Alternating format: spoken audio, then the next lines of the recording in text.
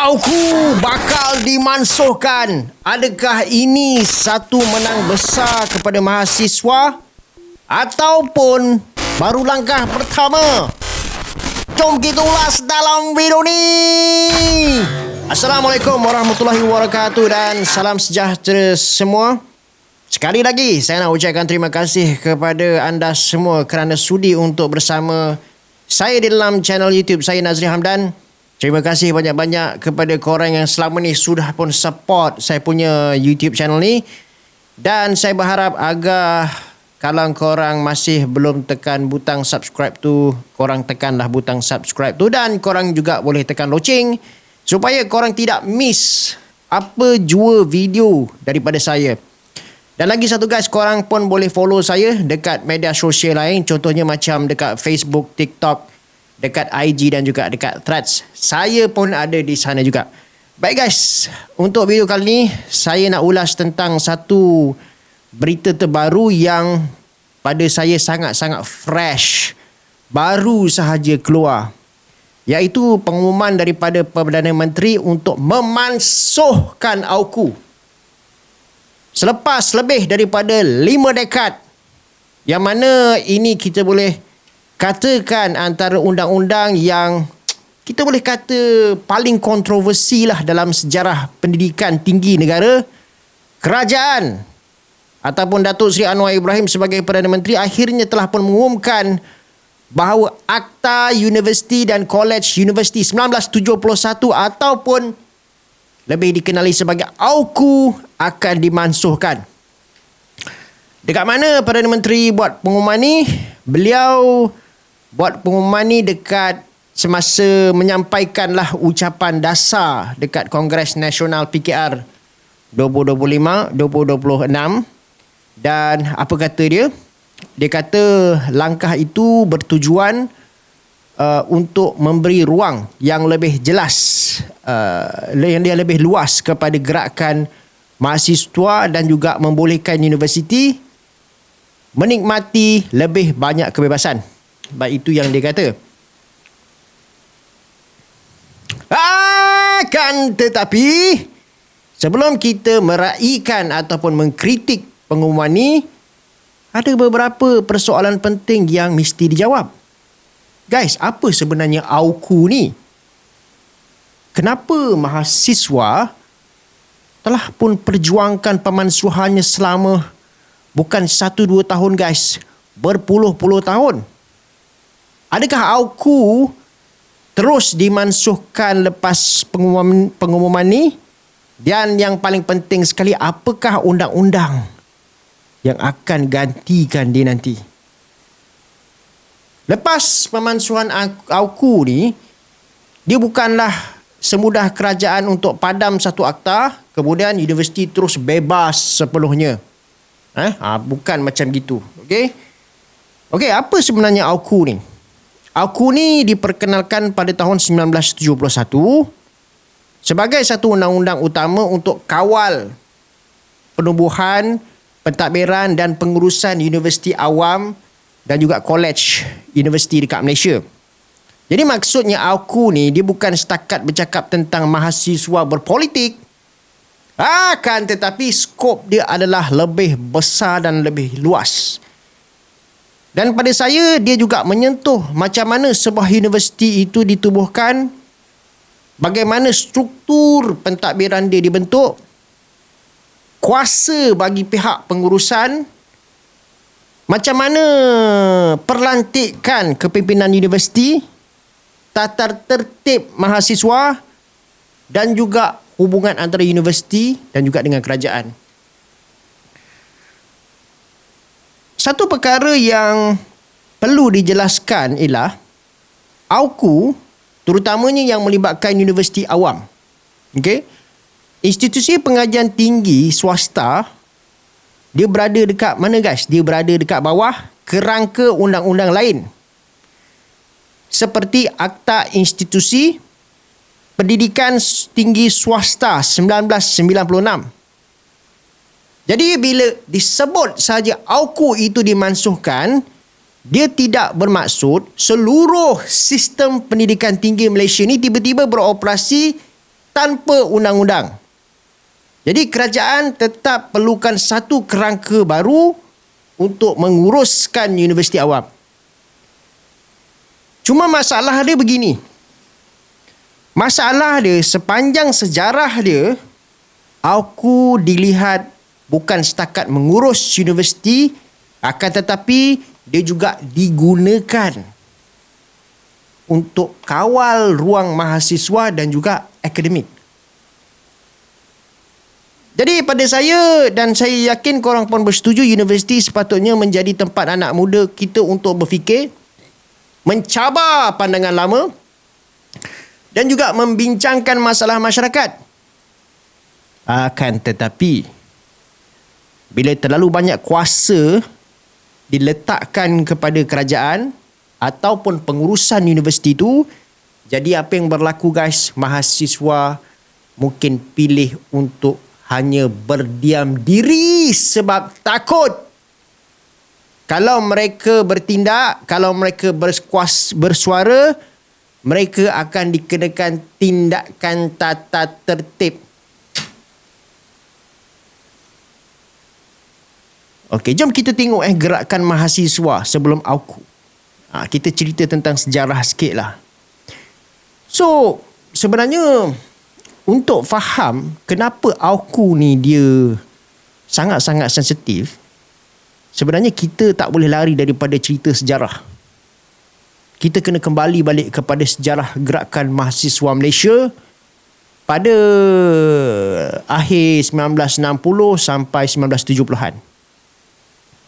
Sebab kalau korang perhatikan, masa zaman ini, mahasiswa ni dia bukan setakat bercakap tentang masalah dekat dalam kampus je, tak.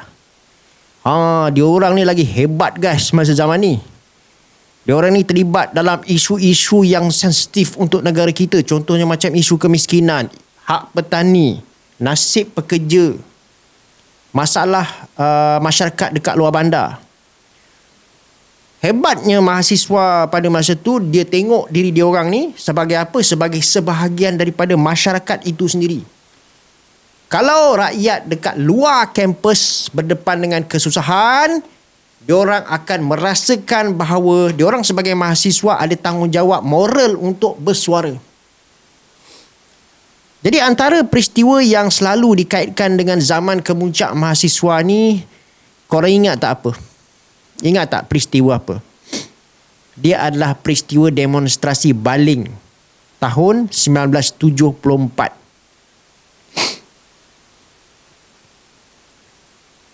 Mahasiswa pada masa tu dia buat apa?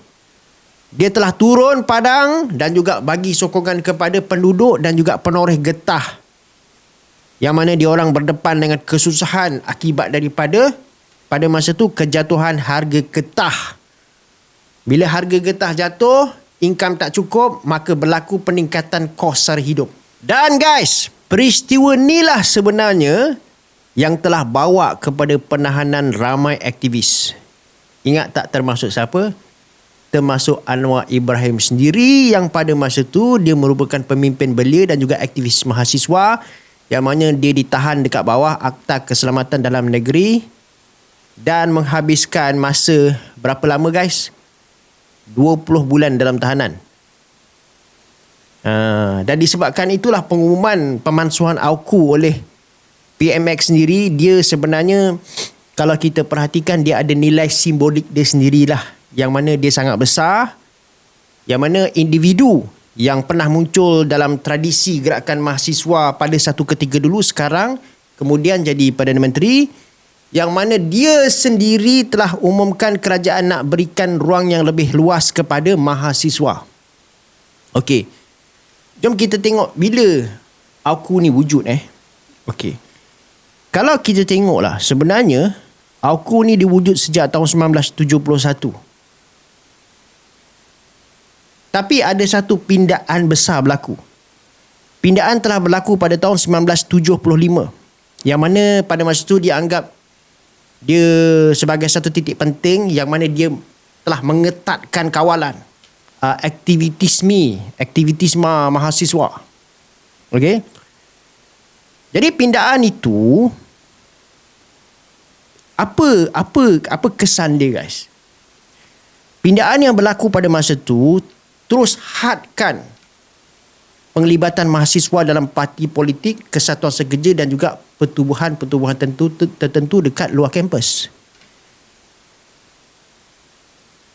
Dan bila ini berlaku, kuasa terhadap mahasiswa dan juga institusi universiti pun akan terus menjadi lebih centralized pada masa itu. Tapi daripada perspektif kerajaan pada masa itu, kawalan itu mungkin dia orang tengok sebagai sesuatu yang perlulah.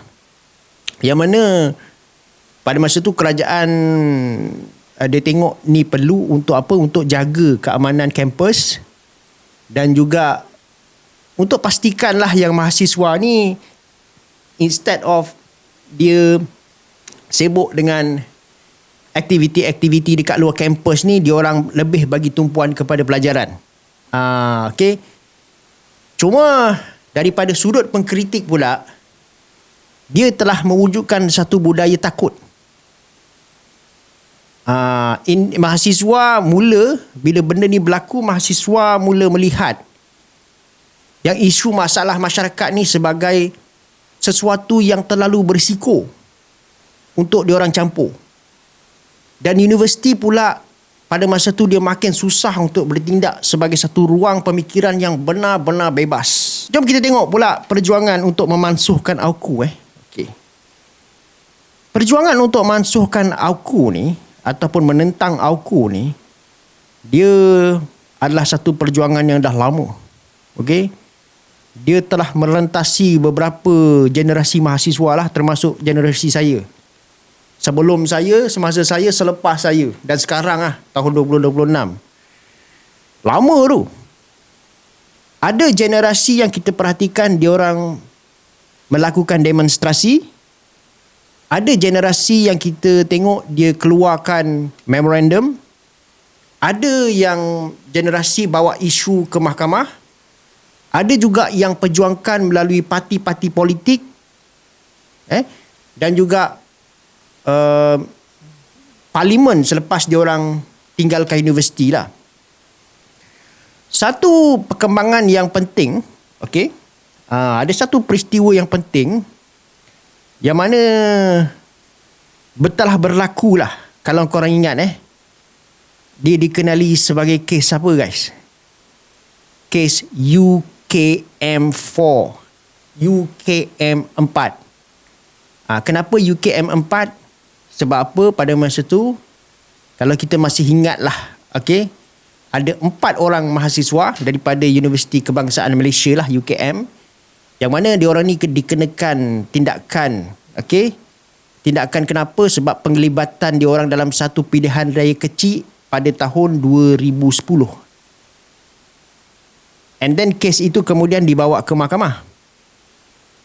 Pada tahun 2011, apa yang berlaku adalah Mahkamah Rayuan telah memutuskan yang peruntukan AUKU untuk prevent mahasiswa daripada menyatakan sokongan ataupun dia menentang parti politik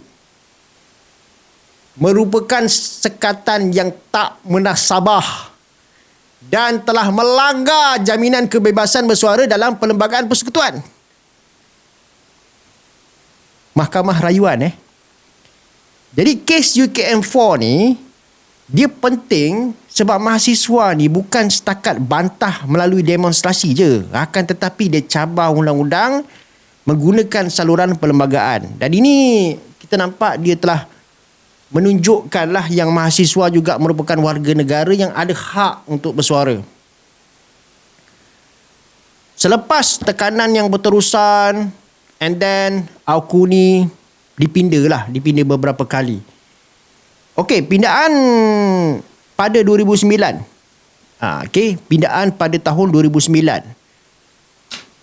Apa yang berlaku pada 2009 pindaannya? Pindaan 2009 antaranya dia menghapuskan hukuman jenayah tertentu dekat bawah AUKU dan juga memindahkan sebahagian kuasa untuk kawal mahasiswa daripada menteri kepada pihak universiti. Okey. Pindaan 2012 pula dia melonggarkan sekatan terhadap penglibatan politik mahasiswa dekat luar kampus. Pada 2019, mahasiswa diberikan ruang yang lebih luas untuk terlibat dalam aktiviti politik dalam kampus. Okay, and then ada satu yang berlaku pada tahun 2024. 2024 pun ada satu pindaan. Untuk pindaan 2024, dia dibuat untuk naikkan otonomi kewangan Persatuan Mahasiswa dan juga Majlis Perwakilan Pelajar. Jadi mahasiswa ni kita boleh katakan dia diberikan lebih banyak ruang lah untuk bila benda ni berlaku, mahasiswa ni ada ruang untuk memungut dana dan juga menguruskan operasi dia orang sendiri. Dan kesemua pindaan-pindaan ini dia memang telah pun membawa kemajuan demi kemajuan.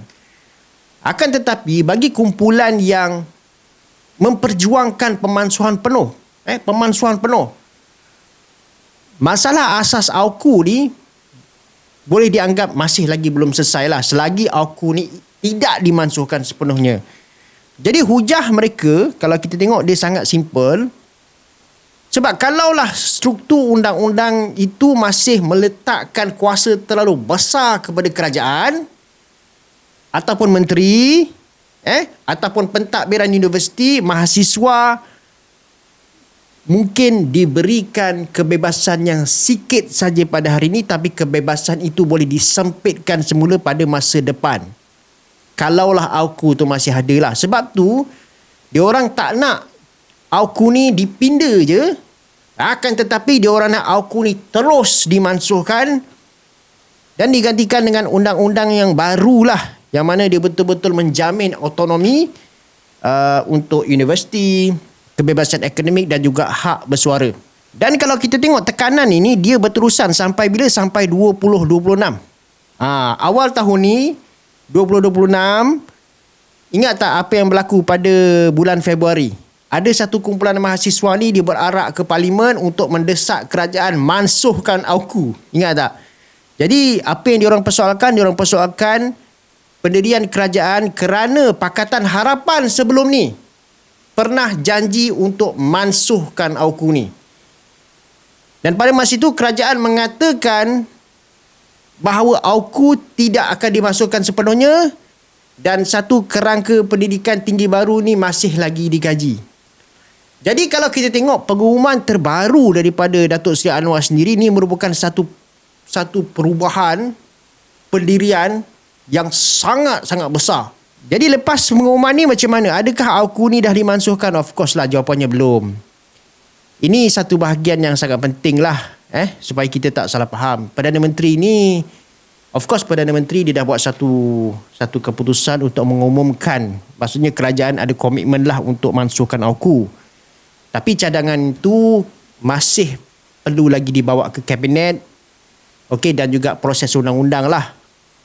Untuk dia jadikan sebagai satu undang-undang. Dan lepas tu rang undang-undang yang berkaitan pun dia kena dibentangkan.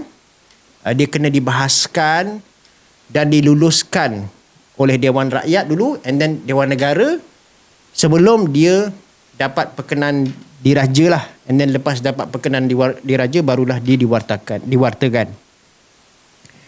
Jadi hari ni kita berada sebenarnya pada peringkat pengumuman dasar. Mana yang Datuk Seri Anwar buat tu, pengumuman tu dia adalah satu pengumuman dasar dan juga kita boleh katakan sebagai political commitment lah. AUKU setakat ni dia masih lagi berkuat kuasa selagi proses perundangan ini belum selesai. Jadi bagi saya, pengumuman yang dibuat oleh Perdana Menteri ni dia tetap merupakan satu langkah besar. Dan kerajaan, kalau kita tengok dia dah secara terbuka lah untuk bagi komitmen yang begitu jelas. Tapi dalam soal reformasi institusi, kita tak boleh menilai berdasarkan pengumuman je. Kita mesti tengok teks undang-undang yang akan dibentangkan tu. Dan dekat sini saya tengok ada beberapa cabaran yang akan dihadapi oleh pihak kerajaan selepas ni. Cabaran pertama adalah undang-undang yang akan menggantikan AUKU tu. Okay? Right? Undang-undang yang akan menentukan, undang-undang yang akan menggantikan AUKU tu, pada saya this is the biggest challenge for the government. Kerajaan walaupun dia batalkan AUKU ni, dia tak boleh just batalkan aja. Tapi dia kena sediakan satu kerangka baru. Sebab universiti ni at the end of the day, dia mesti perlukan satu peraturan tadbir urus baru, kewangan, pelantikan kepimpinan, disiplin, kebajikan mahasiswa dan juga standard akademik. Jadi persoalannya, adakah undang-undang yang baru nanti betul-betul bagi kebebasan? Ni persoalan dia. Adakah dia betul-betul bagi kebebasan atau cuma nak pindahkan kandungan lama AUKU ni kepada akta dengan menggunakan nama baru saja? Okey. Dekat situlah kita kena tengok teks undang-undang tu.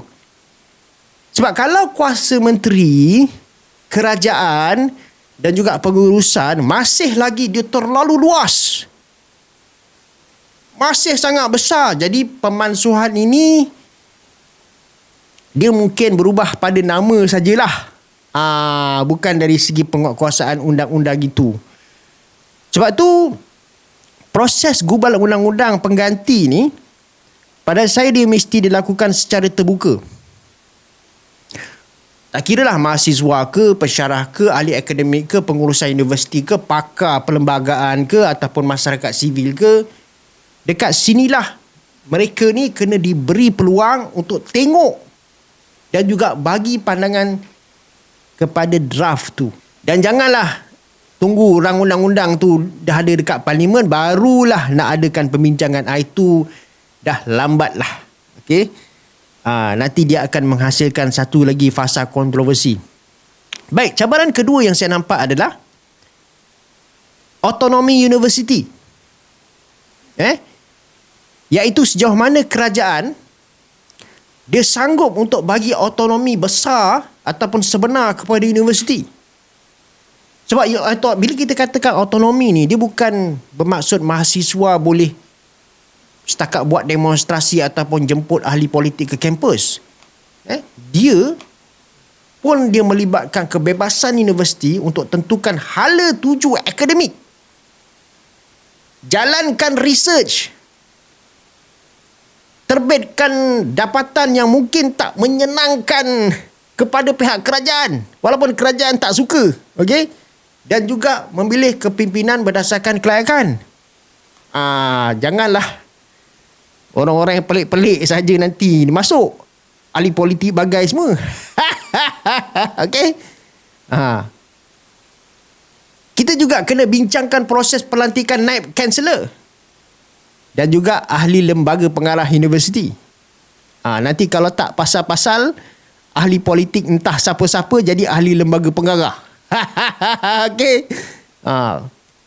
Kalau keputusan utama ni dia masih lagi depend kepada kerajaan,